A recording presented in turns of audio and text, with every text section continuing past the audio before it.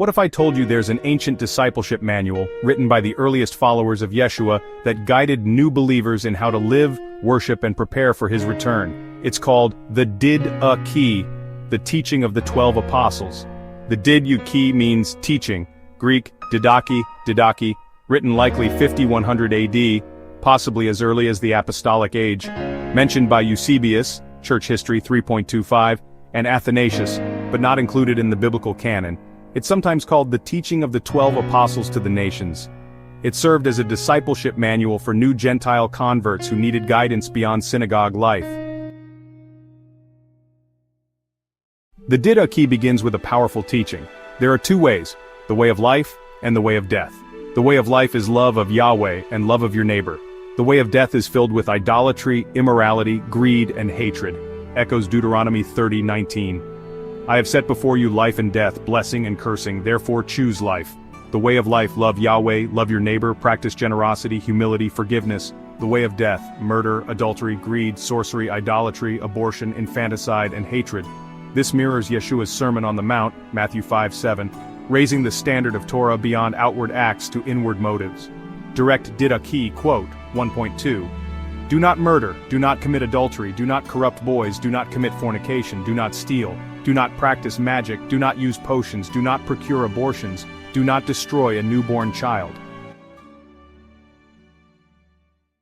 It warns believers to avoid abortion, infanticide, witchcraft, magic, and greed. It calls for humility, generosity, and care for the poor. This wasn't just morality, it was Torah lived out through the love of Messiah. Early believers were to be distinct from pagan society, strong stance against idolatry, Acts 15:29, Gentiles to abstain from things polluted by idols, heavy emphasis on care for the poor. Do not turn away from him who is in want, rather, share all things with your brother and do not say that they are your own. Didache 4.8, warnings against hypocrisy. Do not be double-tongued, for it is a deadly snare. Didache 2.4. Compare to Matthew 6, Yeshua. Let your yes be yes and your no be no. The Didache gives detailed instructions on baptism. It says, baptize in the name of the Father, Son, and Ruach HaKodesh, preferably in living running water. If not available, use cold water. If not, use warm water.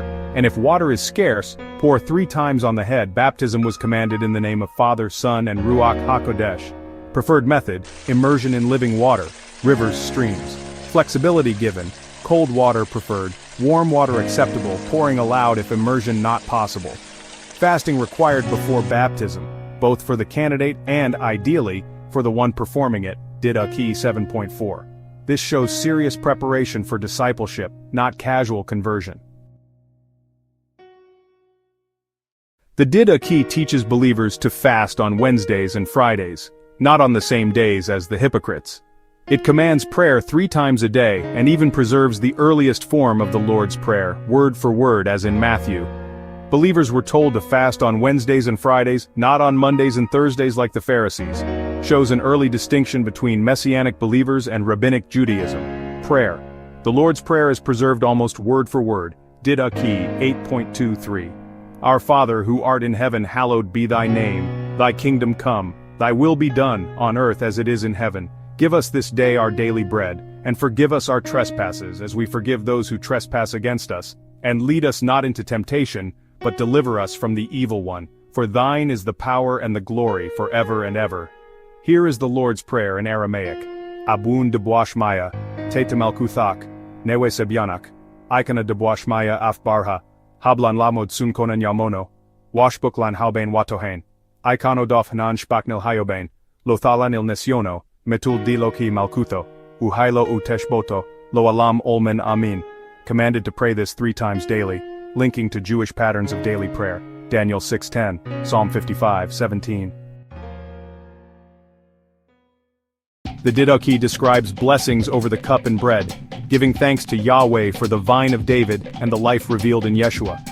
This shows the meal was deeply Jewish in tone, rooted in Torah prayers. Didache 9:10 preserves ancient communion prayers, blessing over the cup. We thank you, our Father, for the holy vine of David your servant, which you made known to us through Yeshua your Son. To you be the glory forever. Blessing over the bread. We thank you, our Father, for the life and knowledge which you made known to us through Yeshua your Son. To you be the glory forever. Early believers viewed communion not just as remembrance but as a covenant meal binding the community in unity. Echoes John 15, vine imagery, and 1 Corinthians 10:11. It commands believers to support prophets and teachers who live faithfully, but warns against false teachers who seek money.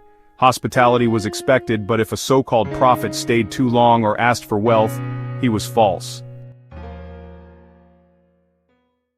The Didache gives instructions for appointing bishops and deacons who are meek, truthful, and tested. It stresses maintaining unity and holiness, and preparing for Yeshua's return. Traveling prophets and teachers were welcomed, but tested. If they asked for money or stayed too long, they were false. Didache 11. Rule of thumb: by their behavior you shall know the true and the false prophet. Local leaders appoint bishops, overseers, and deacons who are meek, truthful, and tested in character. Didache 15. This shows early church leadership was community-driven, not top-down hierarchy like later Roman systems. The Didache closes with prophecy, watchfulness, warnings of false messiahs, persecution, and then the sign of truth when Yeshua will return to raise the dead and judge the living. Text: Didache 16. Then the world shall see the Lord coming upon the clouds of heaven. Didache 16 gives one of the earliest non-biblical apocalyptic passages. Warns of increasing lawlessness, persecution, and the rise of a false messiah. Promises the return of Yeshua on the clouds with resurrection and final judgment. Parallels Matthew 24 and Revelation, quote, Didache 16.78. Then shall appear the world deceiver as a son of God. Then shall the creation of man come into the fire of trial, and many shall be made to stumble. But those who endure in their faith shall be saved.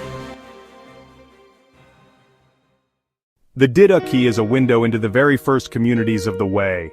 Before Rome, before creeds, before centuries of division, these were the teachings handed to Gentiles who wanted to follow the God of Israel through Yeshua HaMashiach. The Didache bridges the world of Torah-faithful Judaism and the Gentile nations turning to Yeshua. It's a snapshot of the Way before creeds, councils, and Rome reshaped the faith. It asks us today, do we live as the earliest disciples lived? Do we follow the way of life, keeping faith, prayer, fellowship, and holiness central? The question is, will we return to this way of life?